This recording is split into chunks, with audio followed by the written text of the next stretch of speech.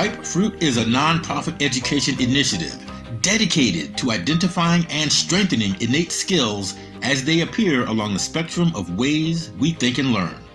Our mission is to infuse mainstream learning with enhanced curriculum, customized lesson plans, and demonstrated creative systems. We aim to foster comprehensive learning, enthusiasm, and confidence for all students.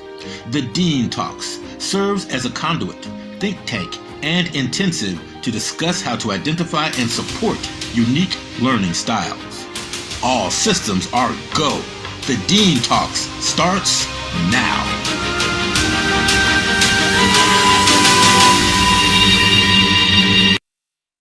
Research has shown evidence of systemic bias in teacher expectations for African American students and non-Black teachers were found to have lower expectations of Black students than Black teachers. Students of color are often concentrated in schools with fewer resources. Schools with 90% or more students of color spend $733 less per student approximately per year than schools with 90% or more white students. The system is broken, and although there is movement, there's still work to do. A failure to recognize equitable traits and fairly value them, and a flaw in how we segment data around race, achievement, gender, and cultural identity often leads to flawed assumptions with disastrous consequences for resource allocation. And this overlooks the importance of various forms of intelligence and perpetuates our failure to be equitable in who and how we educate and develop. The views expressed do not necessarily reflect the views of hosts or sponsors or Ripe Fruit Foundation. This information is not intended to replace therapeutic or medical advice. This session is recorded and will be live on Facebook. Today, we are joined by a groundbreaking panel. Latina Nicholson. Good morning, everybody. My name is Latina Nicholson, and I am a special education advocate and IEP coach, and I serve virtually all 50 states. Currently, I have clients in Georgia, Florida, Illinois, Michigan, North Carolina, and Louisiana.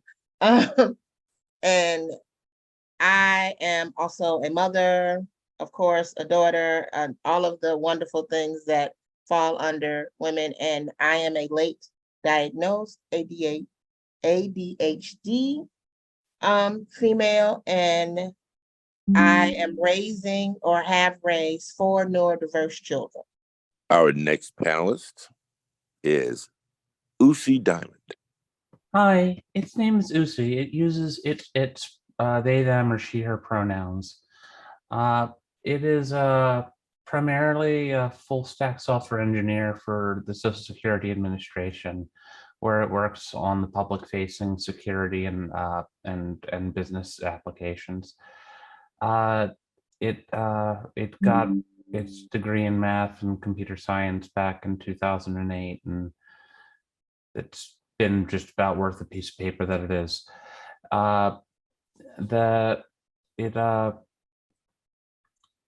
It left its pronouns page in the chat in case that's just paste that in again. But that has more information about it.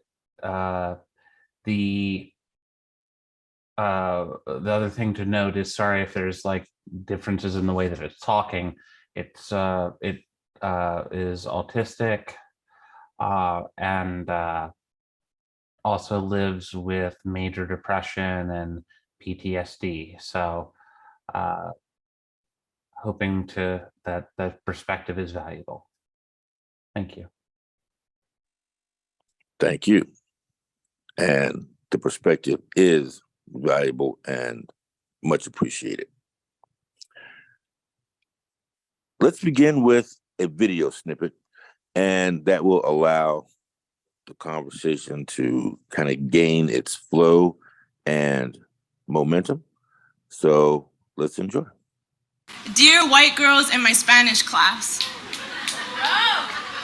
I see you.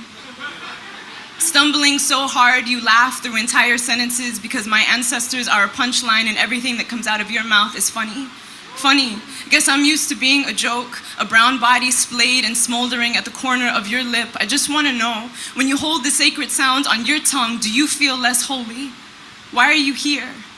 I bet you thought this class would be easy, since Spanish is what poor brown people speak, right?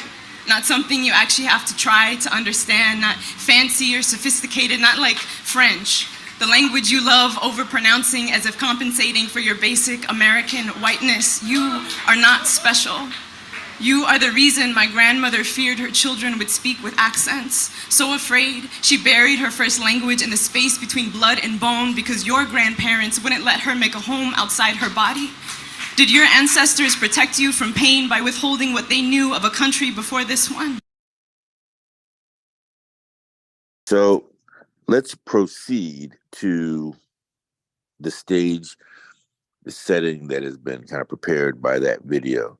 And it's going to be our first question for this session of the Dean Talks.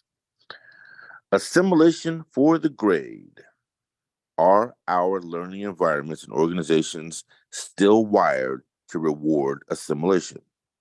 Talk about students, or maybe your own struggle to embrace your diversity, balanced with appearing normal. Usi? So, that's a pretty complicated topic for it, but it talked some with Ebony beforehand, so it hopes that this isn't too much for everybody to listen to. But it was kind of like adopted or bought by parents who were like deemed a danger to children by the state. So it has issues, and we ended up and they were also one of the reasons that they ended up that way is because they kept on asking the state if they could make sure that it was a white baby. They and it turns out they were incredibly racist, and it grew up in their house while like it majority in a predominantly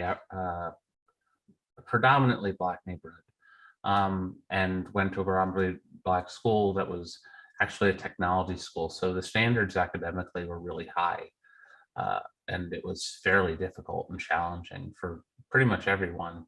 But due to its parents' remarks, it was not a fun time. On top of being autistic, it got shut in lockers and not fun times. But it ended up in special education through like second and third grade. But the thing is that the school really only had room for the program that for kids that were a lot less functional. So it ended up getting bounced back and forth and back and forth in and out of the special education class. But while it was there, the first friend that it had was its friend Damien, and he was also in special education and also bouncing in and out, because they just like kind of they just kind of like only had people that went into that special ed program, so almost as though they could like transition them out to like some other program somewhere else.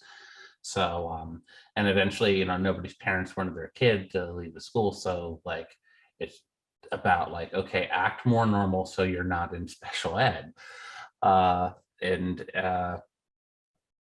if you didn't assimilate to that, you were gone. You had to like leave the school, essentially, or that so it was relayed to us. Of course, like outside of special ed, both Damien and it were picked on relentlessly. We were called faggies like all the time. Now, like it doesn't know how Damien is exactly ended it like went in his life, but no, he like knew by third grade he was definitely gay or queer rather. So that it didn't really put together what they meant by that. It would be, and then once it realized that, then it realized it had to also like kind of not have certain mannerisms that, out you. And that's a pretty well-known story, it feels. So anyway, sorry if that was too much, but So I do have a question though, Uzi, and in hearing you and listening, wondering, the word normal always sends me to another level. And wondering, did anybody ever define what normal was? oh, of course not. It's like, what does that mean? Especially as an advocate today, that is a common word still today, like words like normal or some, or like, it was like, what does that mean? The only expectation that was normal, that was given as normal, is it was being what was making sure that you sexually engaged with girls, and that was a direction that was given incredibly early, and that was like literally the only thing that it was told was normal, because they essentially planned to like breed it. But that's like the PTSD side. Sorry. Wow. I will say, when I think about assimilation, I grew up in Detroit. And so both my parents worked for the autos, which, believe it or not, at that time made us affluent. And that both my parents lived at home. So I was an anomaly in my neighborhood because I lived with both my parents in the home, who worked for the autos. And they thought it necessary for me to go to Catholic school. This is no offense to anybody's religion or any of that. I just want to put that out there. But so imagine the Black girl in the neighborhood going to a Catholic school where you have to wear this uniform, which was like a red, white, and blue plaid skirt, the white Peter Pan shirt with the cross bow tie and knee socks. But I had to get back home on the city bus.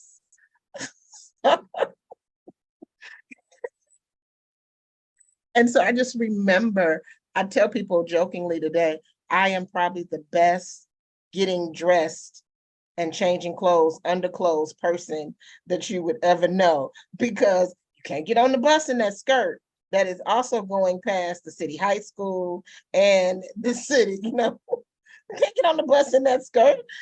So I could change clothes, and like that, thinking of that assimilation and just how that formed me, early on, it let me know that it was not okay to be smart or have access as a Black girl in the hood. I am I'm really processing what I'm listening to, and I'm very thankful for this panel discussion, and I'm really looking forward to engagement with the questions moving forward, because I think the perspectives that are being displayed are just so real and so timely that it's really just great content for Dean Talks. You are listening to the Dean Talks. I am your host, Stephen King. We are literally with a groundbreaking, thought-provoking panel, and we're moving forward with our conversation. We're going to develop a conversation now around code switching. We have a video to help us along the way. And guidance. Later, some would drop out. Some would actually join gangs. Some joined the military, and we would not recognize them after their tour. Some would graduate. Very few would go on to college in high school. I was one of 4 brown faces in AP classes in a school that was 30% Mexican. I always felt weird when my teachers praised me for not being like the rest of them. What is this rest of that I am not? I left my guidance counselor jaw drop when I told her I wanted to attend college. Instead of guiding me through the application process, she asked me to talk to incoming students and their families about my success story of how you came from nothing to something. Classroom code switch. Some people code switch for expedience and some for safety. In a learning environment, how do you create a safe space for experimentation on when and if it's necessary to code switch at all? Latina? So, code switching. So as I explained a little earlier, I went to Catholic school. And when I was removed from Catholic school because I questioned a nun, I went to the neighborhood public school. And the question I had was a valid question. However, how dare me, little Black girl whose parents happen to have a little bit of money, to send me to this private school as the most intellectual, identified smart girl in the family. But, you know, I was the one that was supposed to go to school. I had older siblings, but, oh, she the smart one, so we gonna send her to Catholic school. I get to the public school, the code switch, I learned immediately, it is not okay to be smart in the hood. Immediately, because that makes you different. And so being in the neighborhood and code switching in the classroom and being safe and not being called names and not being teased or any of those things, I learned to use my comedy and cordialness. And interesting enough, what I know today is my ADHD is what saved me in school. Because yeah, I could get my work done. I was bright, you know, it was done. I was smart. I did the work, whatnot, or whatever. But then I was the kid in the classroom walking around picking and making jokes and teasing other people. So that kept me safe because now I'm funny. Now I am the class clown. Now I am not only the smart girl in the school that came from a Catholic school, and you would see my parents, and my parents were in the school. I'm the funny girl. Oh, so I'm okay. And so like that kept me safe. That kept me safe for a very long time. And especially when you think about that in comparison to skin color and comparison it to that I've never been thin. Like there were layers of things that I had to like switch out and how it's gonna be. And everything was always funny. And that was my code switch. It was always comedic. I had quick wit. So I could always come back with some ha ha ha ha ha. You know, and it kept me safe. It kept me safe all the way through high school. Did the code switching, was that kind of a form of deflection? Were you just trying to move attention to yourself, perhaps, into a different lane? I think it was needing to be accepted. You know, when you are young, that idea of having friends and being accepted and being invited to the parties and being a part of the popular crowd is extremely important to your well-being.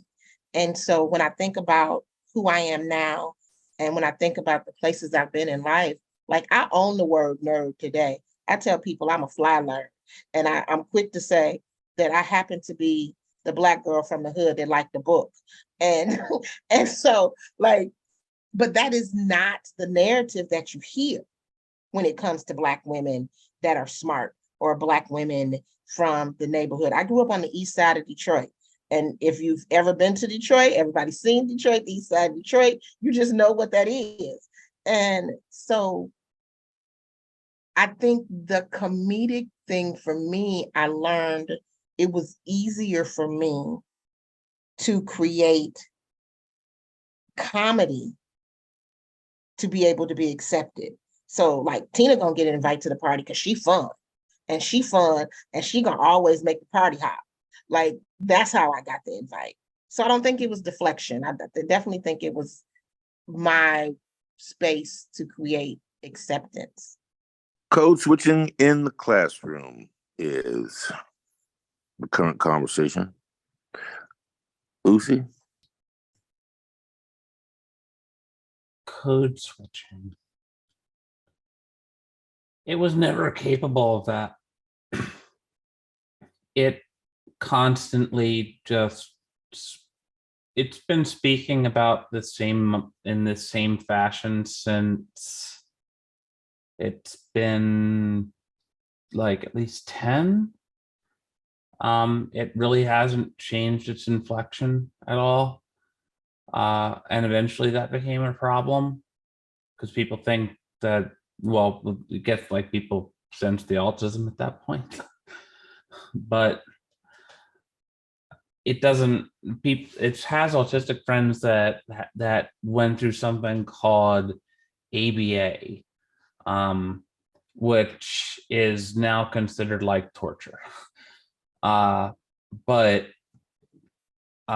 they thought it was torture too. But what it basically did was teach you like a dog how to behave, how to talk like a normal person. And it had a lot of friends go to the speech therapy.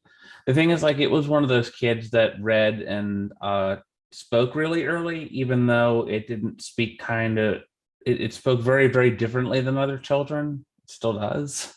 But it's friends that have been through this like intensive therapy to make sure that they can talk a specific way or a specific pace, or to one of the things that friends did was he emphasized his speech with clicks, with tongue clicks, and which really didn't detract anything from what he was saying. It's just it was like almost compulsory, but like he went through this really, really rigorous therapy to like get rid of that. And then the whole way that he talked around like everyone like changed depending on whether he was talking to somebody he knew before he went through that and then from like after. It's interesting to me, Lucy, to listen to its commitment to who it is. And I'm going to be brutally honest when I say that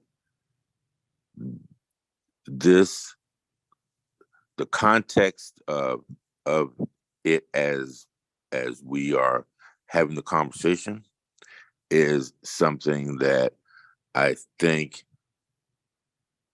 is so necessary in order to define who the collective is and who we are. And I applaud it for staying the course over the years. And I certainly hope that, as you mentioned earlier, about depression and maybe a sense of non-belonging, it belongs.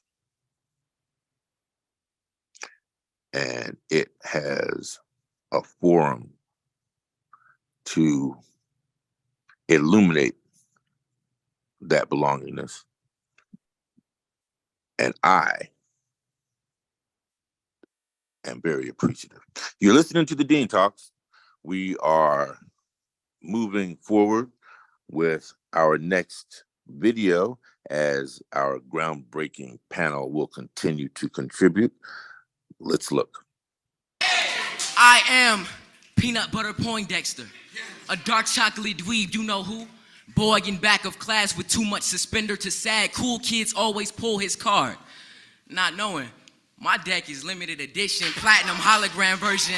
Why my dragon gotta be white with blue eyes? I mean, all my niggas is superheroes. And yet I keep reading these stories that are not mine, because it's not about color of skin, but content of the character. So why can't you look like me and save the day? The sun has kissed my skin too many times to get the girl. They're all jealous of my jet. I am a lone glimmer in a sea of sidekick, cruising down the street in my N64 emulator. This is not a cosplay, and I am not really bulletproof. Okay. I'm just listening to some of the terms that were used there, and cosplay, for example, as individuals express themselves through media, whether it be animation, whether it be heroes from the past, whether it be something that's been created. Cosplay is that that expression. And I'm just listening to current terminology being used in the context of, even as it was alluding to earlier, this is a very complex conversation, and we are trying to drive this bus into this content the best way that we can. Building blocks brings up the next question for the Dean Talks. Let's talk strengths to our mental fingerprint. As a result of race or culture, what are the experiences and individual traits that are a benefit to you that maybe when you were younger, you didn't realize were a benefit? Usi? It's to this day sometimes thankful that it just doesn't get the way that some neurotypical people view the world, because sometimes it's just straight up evil. It thinks that I don't know if you've seen that, if you've seen this article, but it's pretty much it's proven that like autistic people and just a lot of and generally like neurotypical people in general like to be compulsively honest and not know how to cater their what they're talking about to their audience properly, or explain it differently to a friend versus being incredibly explicit about something in casual speech in detail to a vice principal, that and not knowing the difference. But but that's something that it's of course always done since it was a child, but it really appreciates that it could never really hide anything. It didn't really have that chance to hide what it is.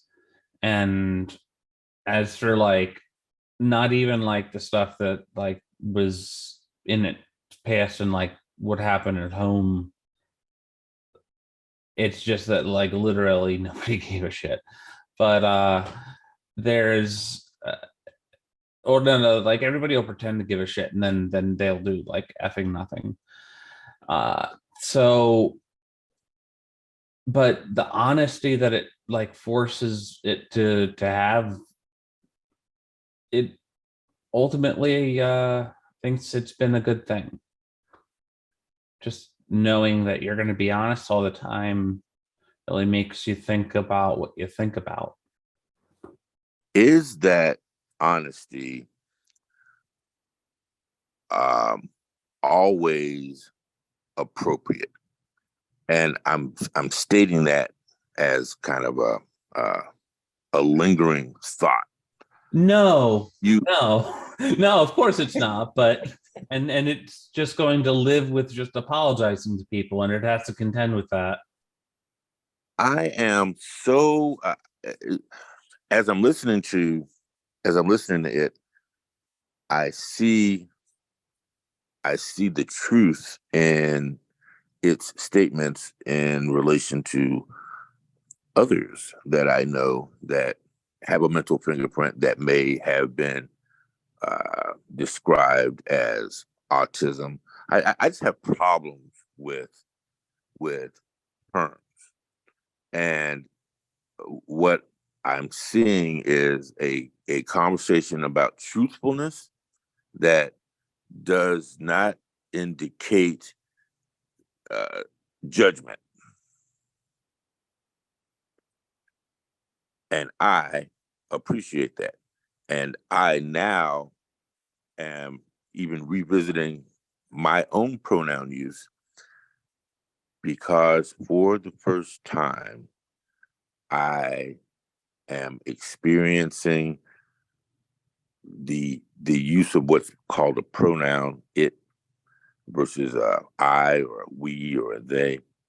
And I see the truthfulness in how that pronoun is used in a way that has given me pause to think about who am I?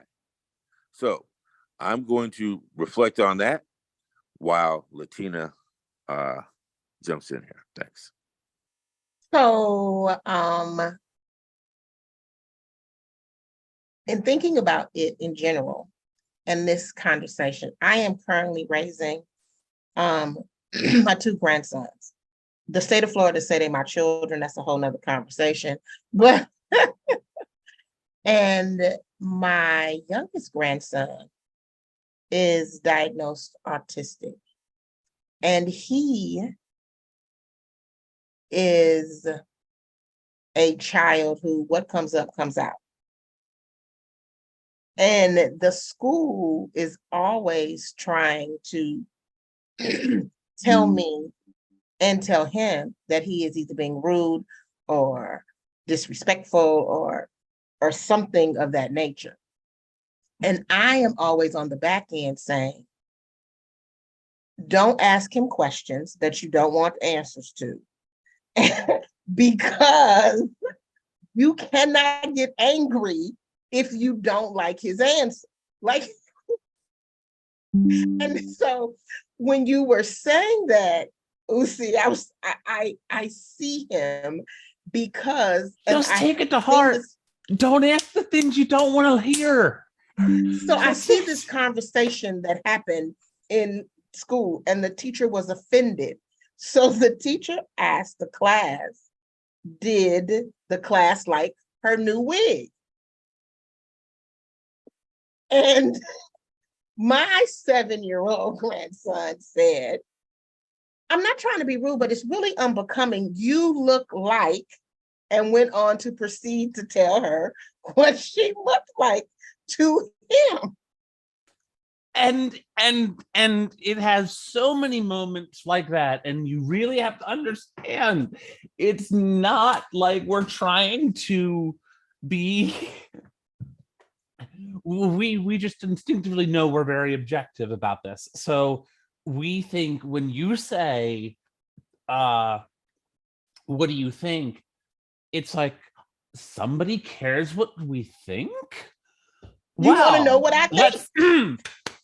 Let's give this some attention, and we will tell you what our best, most intricate analysis of the thing that you ask, and not care like about anything else, including like the repercussions or emotions, just that it's accurate. And that is who he is. And so I am always saying to people that I understand as a social construct, when you ask a question, necessarily, you really don't want the truth. You want some configuration of something that makes you feel good. And so I am always saying we need to figure out how to shape this skill that he has because it is a valuable skill to be able to objectively answer questions in the world. Like, that is a valuable skill that lots of people don't have, like, to be able to be objective. So the question is how do we shape this skill that he has so that when he is 16, 18, 21, 25, 30, he understands how to apply this particular skill. So like that building block is huge, and it is counterproductive to how people think in the world. Because even as a parent, I get challenged in the idea that I have always let my children say what they need to say. Even if I come in the room saying that this is the land of Tina and I am the sole sovereign, and it may be dictatorship and not democracy, but I am willing to listen to the constituents because we can negotiate, and I am open to negotiations. And so my children have always been able to come to me with negotiations, because that is how governments work. Like, there's this idea we should be able to sit across the table and negotiate. And so all of my children have very high negotiation skills, because they'll say, Mom, I want to do X, Y, Z, and this, and they lay it out as a plan. And so I just think that we miss opportunities because we are so afraid of the unknown outcomes. And so I too appreciate this conversation, because it helps me see in lots of places in life where I am necessarily in my thinking not alone. And sometimes confirmation is everything. We are on our way down a rabbit hole. Here we go. Okay, so it's okay. How are you today? Oh, I'm fine. Well, you may not be fine, but you say I'm fine in the spirit of just moving your day along and not getting caught up with the details of explaining, a 5-minute, very verbose conversation about how you really are. But what does that saying that you're fine when you're not really fine do? It has brought up that, from what I understand, that if you ask it how you're doing, you're going to find out how it's doing. And that, I think, is a way to start. When Latina, you said that how do we have the conversation where my children are brutally honest, but is there tax that applies here or there? And frankly, I think that the use of tact can cloud the truth, and in a social setting, clouding the truth may be politically correct, may be an easier conversation to have. But once these skill sets of telling the truth come to light, when you're applying them in the sciences or you're applying them in your job in order to solve problems, that's what we want. And I think that is, a small way to at least begin the conversation of how do we hone the skill and still be mindful of politics, which is, I don't have the time to tell you how I really feel because I'm moving along my day. So I'll just say I'm fine in order to expedite the overall process. But when I do have the time to tell you how I really feel, you'll hear how I really feel. I'm going to try to back us out of this rabbit hole now. And if you have any comments, please feel free to jump in. Interesting that you say that. I do think that is the tactful way. So when I am not well and people ask me how do I feel, my answer usually, so that I am as honest as possible, but not holding up time, is I usually say I'm present and accounted for. So like, I am here in this space and you see me, like, no more, no less. And so and people that know me have decided that they understand that, oh, okay, she may not be well today. We just gonna let her be, because that is my answer. But I did want to add, as I was thinking about this question about how that we benefit, I also have sensory processing disorder. And my ADHD will not let me see a fabric on a person and not understand the texture. Like, I have to touch it. So if you're talking to me and you've got on a fuzzy sweater or something that's got ribs in it or whatever it is, I have not heard anything that you have said because I am engrossed in this fabric. And how I've adapted, so to speak, and created a benefit is I'm a touchy-feely person. And so I walk up to people and go and touch their shoulders and say, hey, how you doing? That satisfies my sensory processing disorder, because now I know what that feels like. And how I think that has benefited me along the way, even in a world where we're not honest, is it opens people up to talk to me, because they automatically assume that I am open to talk to them in most cases. Okay, So, now, Could I say one more thing? please. Specifically on the idea of asking people how they feel. So it's about 4 months ago was about like the 5th time in its life it had to go inpatient from a suicide attempt. So when you go ahead and like the first one being like when it was 16. So when you go ahead and say like you've got to give people a brief answer like how are you, that can be really hard sometimes, because like how do you just once you're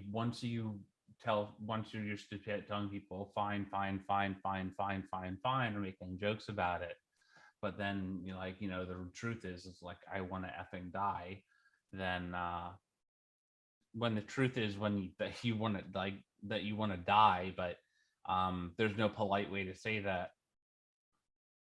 Like, what's the situation? It's you just don't say it at work, but then who do you say something to?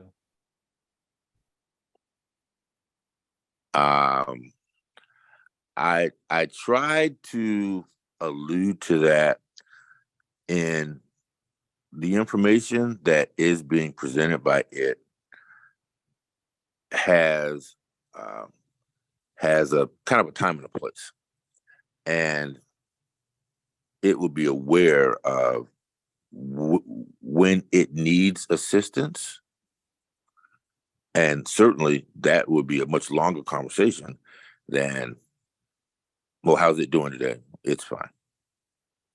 You're listening to the Dean Talks, and as we've kind of been moving along through this conversation, this conversation is so thought-provoking that normally I am very succinct with my presentation as a professional broadcaster, as a professional interviewer. But now I am, I'm doing so much internalizing and just revisiting parts of myself that it's slowing down the production of the show, and that's fine.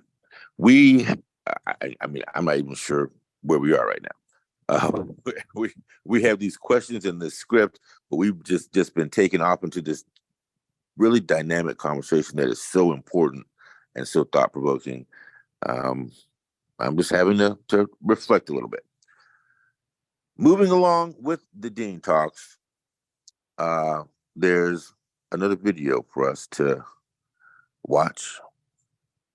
Few folks who truly see me are in a position to lend a hand. Grateful to know the ones that can.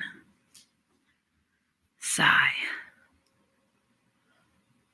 But when my head bobbed up long enough to see the oppressive waters our egos and power trips and empty words and dirty money and guilt and, since we can't say it, racism. I'm up to my neck and I don't believe my eyes. Tight. Chest. Tight. Chest. I was privileged enough to have a family with pockets just deep enough to put me through programs. So many programs. I gave things up at 7, 9, 15 to dance. Instead of French, dance is my second language. I assimilated, I grew, I was traumatized, I graduated with my head held up above the muck. But which muck is what? Years later, I go to auditions to be treated as if I'm not an artist too. Do my peers feel this? Does it weigh on them? Do they even see it? Limited spots. There's only room for that show is maxed out at. The American public can't take more. There are already Black girls applying to that program. They wouldn't take me. How do you see the world stretch and expand their capacity for diversity of race and gender, especially in learning spaces? And do you fear things are changing too fast to sustain? Latina? So, in comparing that question to the clip we just watched, and then thinking about the expansion, I am usually the only Black girl in spaces. Places where I go, like I am the only Black girl, and depending on the space and what the topic is, dictates, especially this place in my life, dictates if there's a such thing as how Black I'm gonna be. You know, and so it's a balance. But as an advocate and person who goes into the schools and supports children, I'm always tickled because the schools currently, all of the children are a very nice shade of beige. And you can line them up for the most part. And yeah, they're bookends, but you can line them up for the most part, and their skin tones are all very, very similar. And you don't know where, when I went to school, it was easy to know who was Hispanic, who was Black, who was Asian, who was Caucasian. Like that was it's very easy. Today, you don't know who is what and how they identify if you look at them. These children are the race and that kind of relationships and producing children are producing definitely an ethnic salad bowl of children. And they're just kind of all mixed in together. So when you say like they're already think about like there are so many spots for this person, so many spots for that person, I think it only comes up when people do want to identify themselves. So if the child is mixed race and decides that they are going to be Black versus mixed race, I think it becomes an issue. Now you've identified yourself, and so we have to count you over here. If there was no, as mixed race becomes the most prevalent of children, I think if there was no identified, that wouldn't be a thing. Because now we get to look at everybody equally for their qualifications rather than one of these, we need one of those and one of these. Now I'm at the point where I don't even know if identifying people for any reason means anything. The core of the person is what they can contribute. And in most models in current society, I would speculate that that contribution is going to manifest in some type of intelligence, in some type of way they're contributing to a, problem solving. So we have this ability, let's go back 1,000 years, for example, and we had the Great Wall of China, where the Chinese were like, stay on your side of the wall and don't come over here. And even if you want to come over here, you can't, because we have this big wall here. Now with technology, we're able to access all areas of not only this planet, but we're beginning to access areas that are interplanetary. So I think to use even Star Trek as an example, if you look at the bridge of the Starship Enterprise, it was comprised. Well, let me back up with the story. So the creator of Star Trek went to the television execs and said, "I've got this great show where we're going to explore space and go into great new worlds. Yet everyone has to be white." And the television station said, I'm sorry, not everyone has to be white. The television station said, "Yeah, that's a great show, but everyone has to be white." At which point, Gene Roddenberry said, "No, because the future is diversity." And we're going back into the late 60s, early 70s, and that's where you got your Mr. Spock and your Lieutenant Uhura's and all the races and cultures being represented on the bridge. Now, let's fast forward to where we are, and we're having conversations where literally it's like it doesn't really matter in the as far as the collective is concerned, as long as we're solving problems and we're able to access your intelligence in order to solve the problem, as opposed to hanging our hat on, well, am I black? Am I white? Am I whatever. So I see this trajectory of accessing through diversity what it is that we want, which is that intelligence, and how do we, get that intelligence out and have it contribute. And I guess the sensitive question is, where does this go from here? And are we changing too fast in order to sustain? Are the folks who are dying off, does that mean a whole culture is being lost? Because now we are focused on viewing ourselves in a more generic way. I'm going to stop talking now. When you think culturally, I think that is where it becomes a problem. I think because things do get lost, especially, unfortunately, for Black America. Like, for Black America, already there's this huge disconnect. I do have a culture within my family, like my grandmother, where they came from, like where we identify. But at the end of the day, I'm American. I was born here. I was raised here. I have American points of view. I am an American. Like, I can't be anything other than that. But I think where the disconnect comes, even though there's this movement, there are groups of people in culture, for example, Latina and Hispanic, they bring their culture, even if they are of mixed race and have mixed race children. It is an instilling of what it looks like. So, and what that's supposed to be.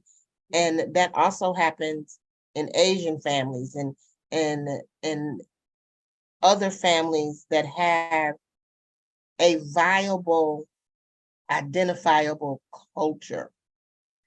And unfortunately, America does not allow for that, with the understanding that the majority of African Americans or Black Americans, or whatever term you want to identify yourself as in that vein, know that they have some connection to the transatlantic slave trade.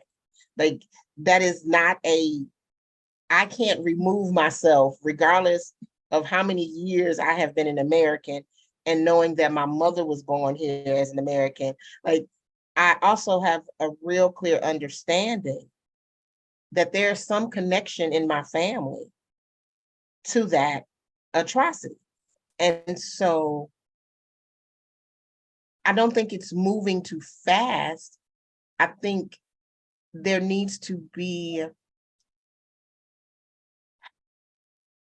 a way to provide this true understanding and continue to move forward.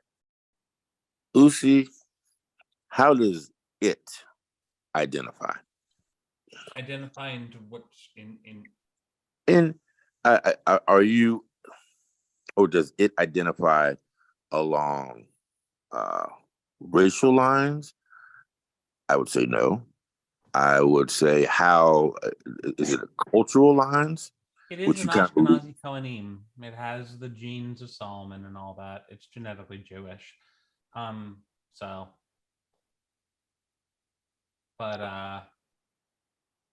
but and that's been something that was pretty heavily instilled. But the thing is that like synagogue was more of like a safe place from it, and although its parents facilitated that like Jewish tradition very, very, very, very strongly, the truth is they don't know the word Hebrew.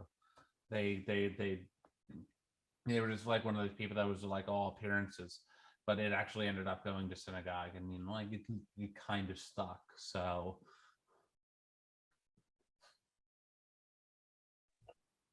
mental fingerprint is a word that we're using in order to define individualism in a way that does not hang a hat on normal versus abnormal, leaning away from this quote unquote spectrum.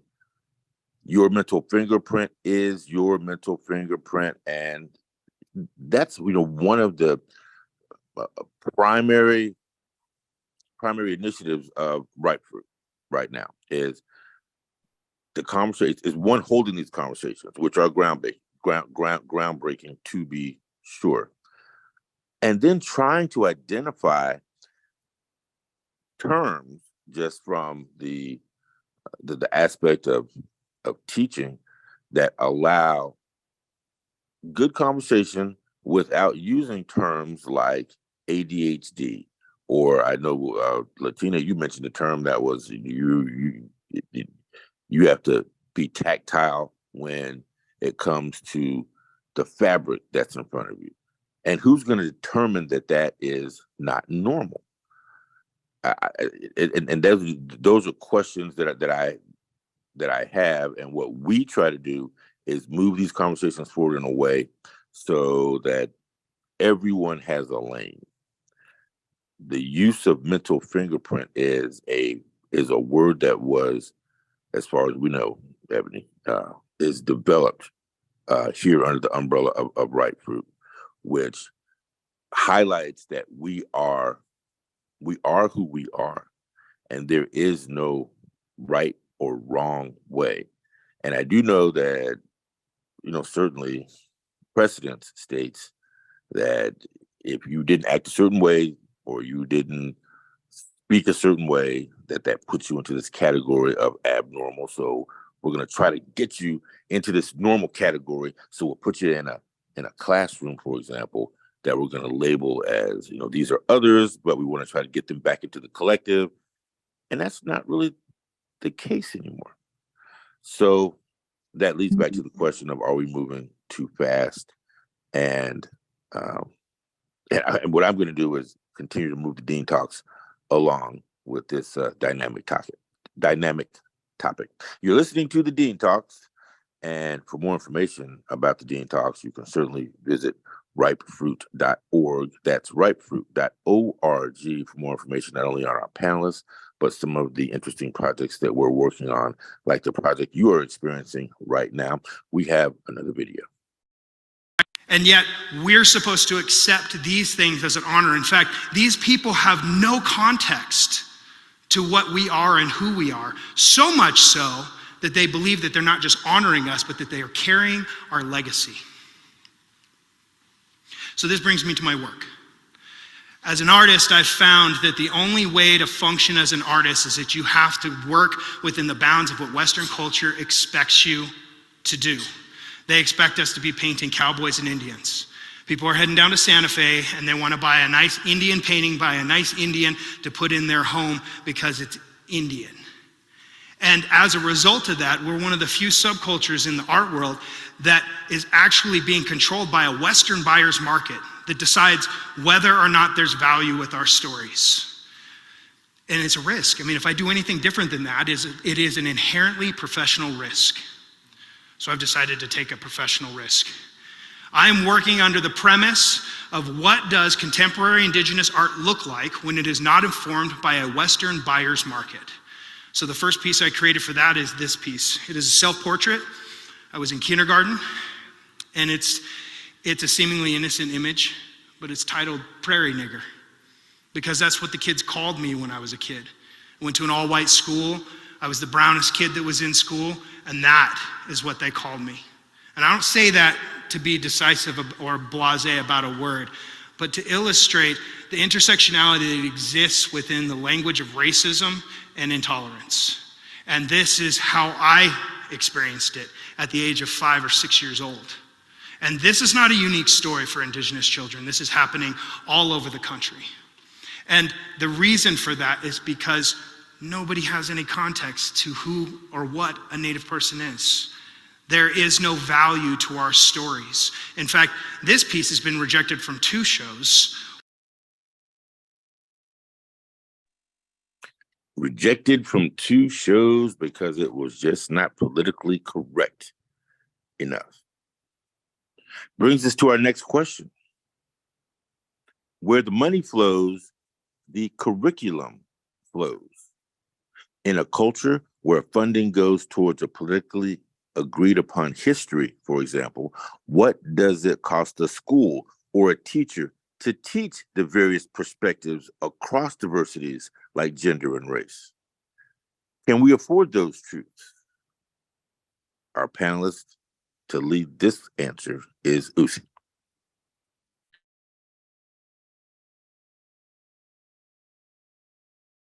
So one of the things that brought up probably more like anybody who is a millennial lived under the No Child Left Behind like addition to the post-Reagan year destruction of the American education system. So there's always a constant, like you hear like, oh, do we have money for this? Do we have money for this? This is a rich school. This is not a rich school. And part of that was code for like one thing, what was the racial majority there. But part of it is like the consideration of like, who are your kids going to be around? Its parents called it an N-word lover a lot of times, judged it like as well as like the Yiddish term is a fagela, but that it's heard that word a lot, and they talked a lot about that, like kind of openly in like ways that were really kind of, those are classmates. So yeah, that's all I wanted to say about that. But it doesn't know, like, it's something that is just a disgusting topic to it at this point, as though we should be like discussing and partitioning at, like, as though one school would actually get to like have a better education, a better program than another one. But because it's a political topic now, isn't it? So it is definitely where the money flows, is where the curriculum goes. I used to live and work in Chicago, and before 21st Century Programs, which was a hybrid of No Child Left Behind, there was this program called Supplemental Educational Services, SES. And so the government gave money to districts to create these supplemental educational services in what was considered underperforming schools. And it was very interesting in Chicago as an outside provider providing SES services for the district that was struggling, but the government gave the district the money to provide an outside provider to help them struggling. If that's not the largest conflict of interest, that I'm gonna give you the money to help you increase your scores or help your struggling school district, but I'm gonna give it to you so you can decide who is going to help you. Like that level of conflict of interest. So the organization, of course, is not going to necessarily go against the person that's paying them. So they're going to create these programs that look exactly like the district that is paying them. I can give another example of where the money goes. In the state of Florida, there's this lovely group of ladies, and I say that facetiously, ladies that, of course, because they have dollars, they have decided that there is a plethora of books that are no longer suitable to be in the school system. So there is a massive book ban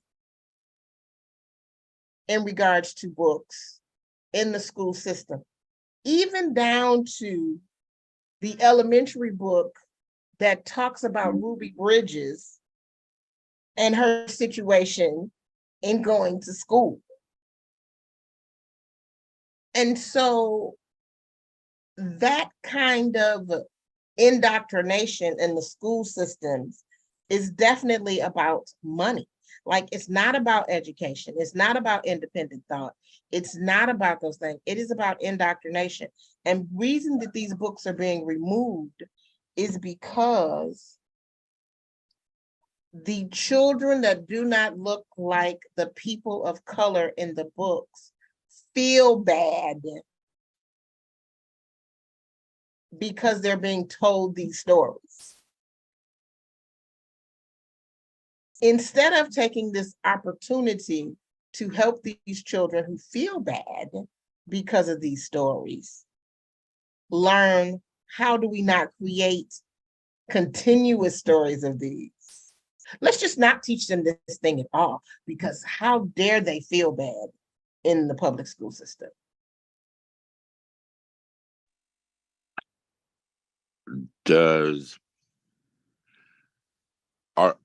Are books becoming a thing of the past? And when I say that, again, kind of going back through history, when going to war was acceptable in order to grow your community and provide for your community, because, if I don't have a cow and that next tribe over there has a cow, I'm gonna go take their cow, and if someone tries to stop me, I'm gonna kill them, and war starts, etc. So you wrote down your stories, whether it be on papyrus, whether it be on paper, whether it be on whatever it is, and the conquering army would come in and destroy all of what you've written. Hence, we have books that you hold on to. There's going back to that tactile sensation of holding a book and reading a book, and now information is being stored in the cloud. So, with the use of technology, are we ultimately phasing out these folks who can ban books simply because books are going to become something that will be antiquated in a museum, as opposed to the way that people consume information, which is going to be virtual or digital? Or are we going to hold on to books just like we would possibly hold on to clothes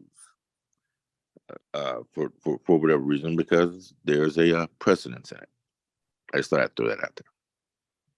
So it thinks that books will definitely stay around because there's there's plenty of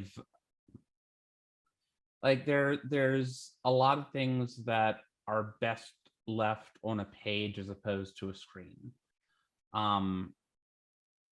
So like, for example, if it's like pulling off the shelf, like if it's going to pull off the shelf like a book on something, and like the point of having something like this like in paper is that you really need to sit and stare at it for a really long time to figure out what it's trying to tell you. So, you know, and spending that amount of time with the screen isn't really, you know, you're just wasting energy. And also, there are things that are just better expressed in a static written page than if you were trying to scroll it on a screen. So it just thinks that it's going to be an existing medium for a long time. I could not agree more. What it just alluded to was, and I've had this conversation with Ebony in the past. I think that I'm a storyteller. I like audio. I like people listening to my voice. I've spent a lot of time working on my voice. I try to play my voice like others would play an instrument. I think that video is lazy because you don't have to think. And it's that then leans into the book, which is you read the book and your mind then generates images.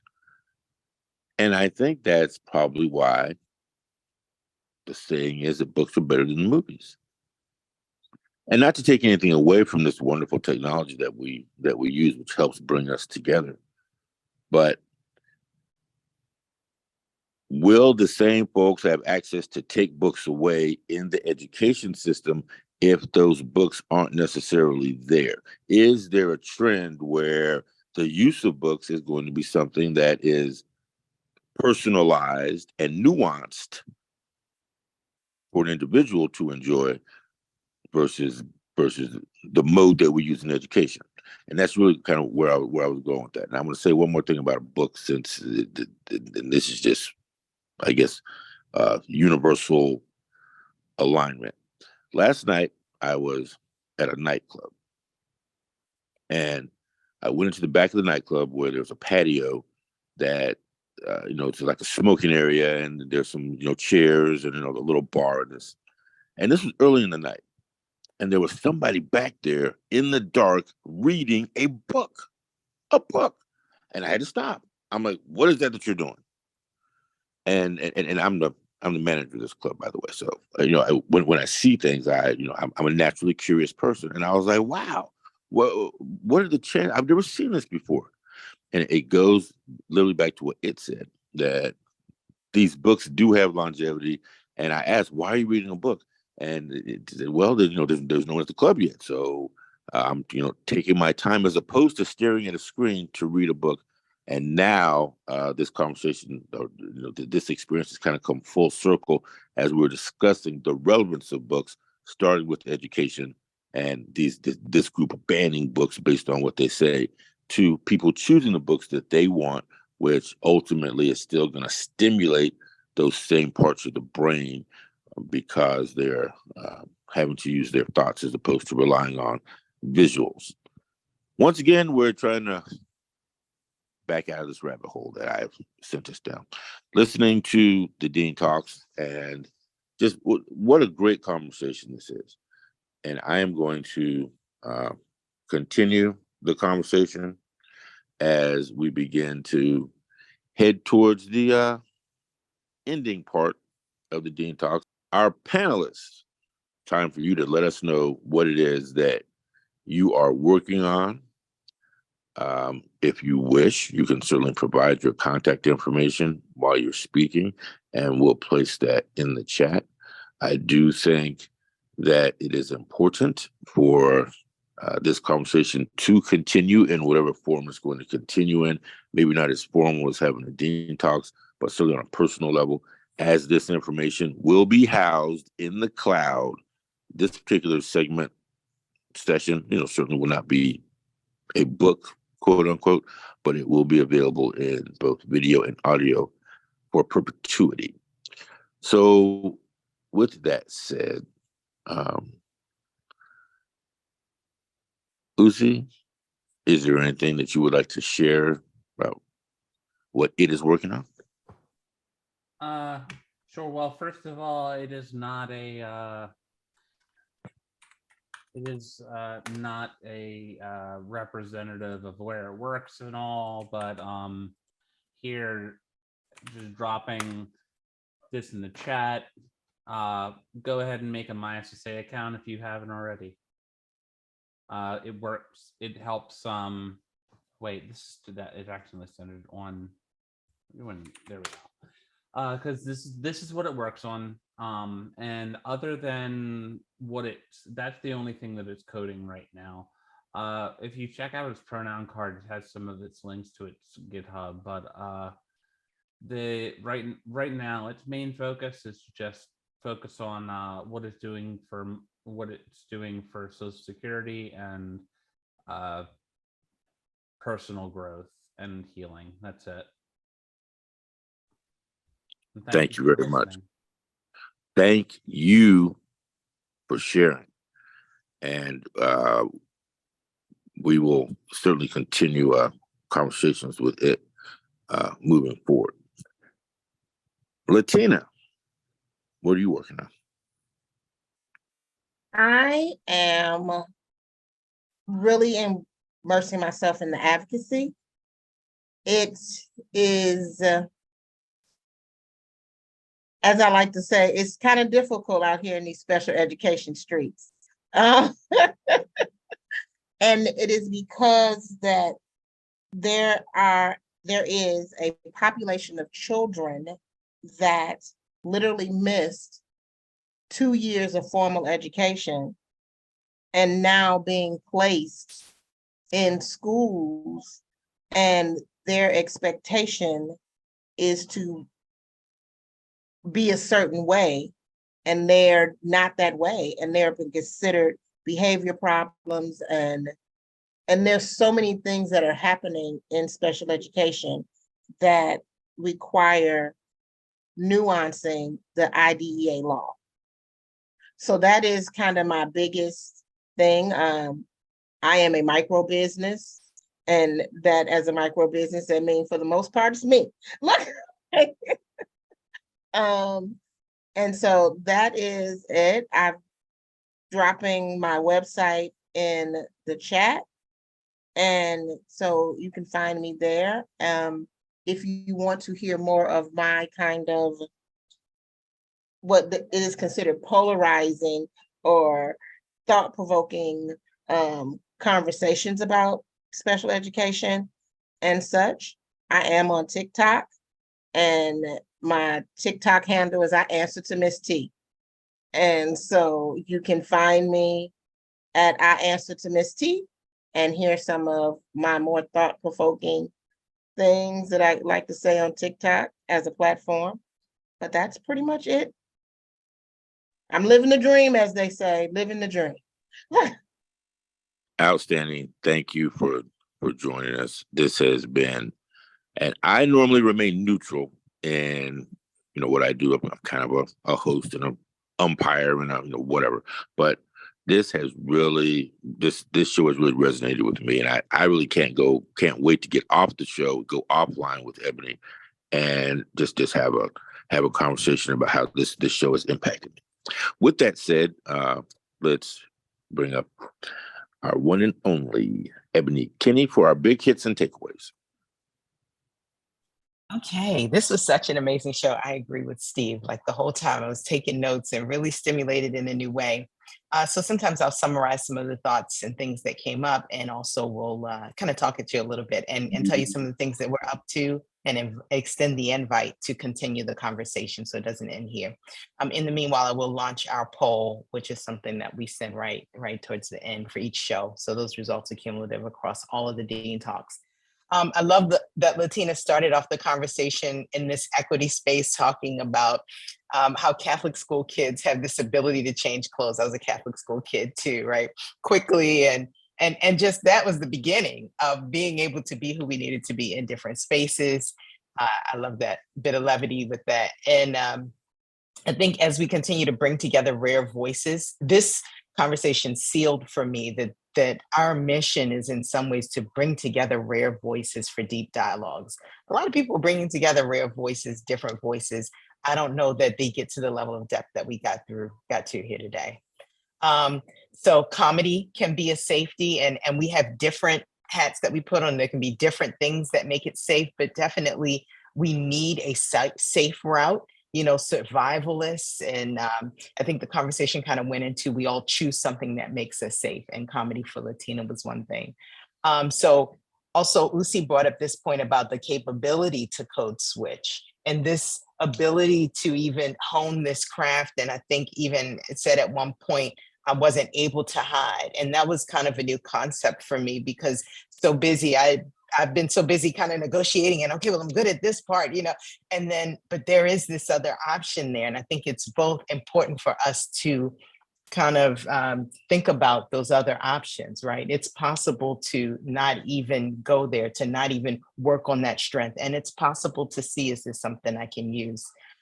So in this conversation, and I think you both talked about going from intent to results. In this, I noticed as we talked with Usi, there was this slowing down, a natural slowing down of the dialogue and conversation as we compensated for how to include and bring belongingness and talk to it in the context of the conversation. And I can appreciate that as a person who sometimes talks too fast. So truth was an overlying theme in this. I don't know if you all picked up how many times we talked about truth on its different sides. We talked about accuracy first versus truth and having an objectivity. We talked about social constructs are like almost an anecdote for truth. What are we going to do about that truth? Let's build it. It's like they were like, let's build a social construct to kind of deal with it. Having tact stand against truth. Let's talk about tact and decorum as opposed to truth. How vulnerability is a truth, and making time to really hear how people feel. I really appreciate it, how both of you were able to be vulnerable. Lucy, you specifically gave us some things that we need to go back and work on. We need to go back and kind of think about how we would respond and be in the spaces when we're asking people how they're doing. When is the time and place for truth, Steve said. And the truth of my humanity is something that we kind of landed on. There was this one note, Steve, you talked about the money and the books and, do we really need to be worried about it? And I thought about it and rolled it around in my head. I will say the money, in my opinion, will follow the money will follow the money, right? The money will lend itself to money streams. So as a person, if you've ever been in court, I tried to sue someone once. It was for a good reason, don't worry. And I tried to represent myself. And that is a no-no, because the system is built for you to get a lawyer because you don't know what you're doing.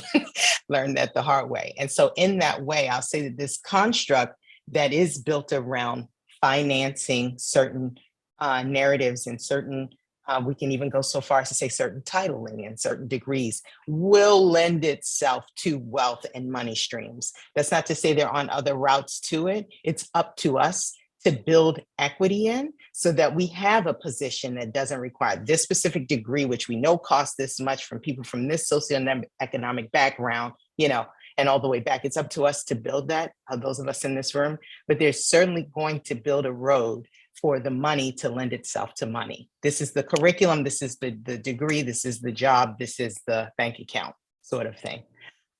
So some of the things that we're doing in Ripe Fruit is just around, we have this game where the student identifies how they're feeling, so there's a cat that's kind of meow, soft, delicate cat. And then there's like a lion that's roaring, and they choose which one is how they're feeling today. And each one of them has like a sound effect associated with it. And in the end, it says, well, welcome or congratulations, you are a, and it gives them this big word that isn't a word, but it's these different emotions and feelings that have come out of the results. And that is to help that student understand, this is unique, this is my statement, this is who I am, and start that dialogue of normalizing different, normalizing uniqueness. So that's one of the projects that we want to continue to iterate on and actually develop. If that sounds interesting to you or anyone watching, I ask you to please, be a part of it. That put your mental fingerprint stamp on it. We are working on bringing a book or maybe printed content from the Ripe Fruit Talks. So stay tuned to that. All the wonderful panelists and advocates and education adjacent folks who have brought the content in this visual way are going to do the deep dive, and we'll bring out a piece of content. I think Latina is going to be on that list, so you'll hear more from her on that. So I'm also open to having an app with you all about truth, since that was the theme of this talk. So I appreciate you all, very humbled to have you in this conversation. Can't wait for us to continue to work. I'm going to turn it back over to Steve. Thank you very much. This has been one for the books. This Steve, is the DEI+N Talks. Yeah. Right before your sign out, I wanted to recognize Kelly Osborne. Kelly Osborne is a poet, and she's been doing some work in the background. She's even going to do an interview with us shortly. So I want to recognize you for being in the audience, Kelly, and for engaging during the taping. So I appreciate you. I see you. I wanted to say thank you. That's all I wanted to say. Okay. Okay. Awesome. Thank you. And that will conclude this session of the Dean Talks. I have been your host, Stephen King. This is produced by Ripe Fruit Creative, and that is a division of ripefruit.org. If you want to hear more, if you want to re-listen to this, just go to ripefruit.org. You can check it out, as well as our other Dean Talks. We are now approaching, I want to say, 20 episodes or so. So we are establishing ourselves as we should. Make sure to follow us on Facebook. Follow you on Facebook and friend us on Instagram. But anyway, go to the social media platform of your choice and search for Ripe Fruit, and you'll see us there as well. Thank you for joining us. Thank you, panel, for joining us. It's been a pleasure. Thank you from the bottom of our hearts, and we will see you at the next Dean Talks. Have a great day. For having me. It's been a pleasure. Thank you. Everyone have a great one. Stay well.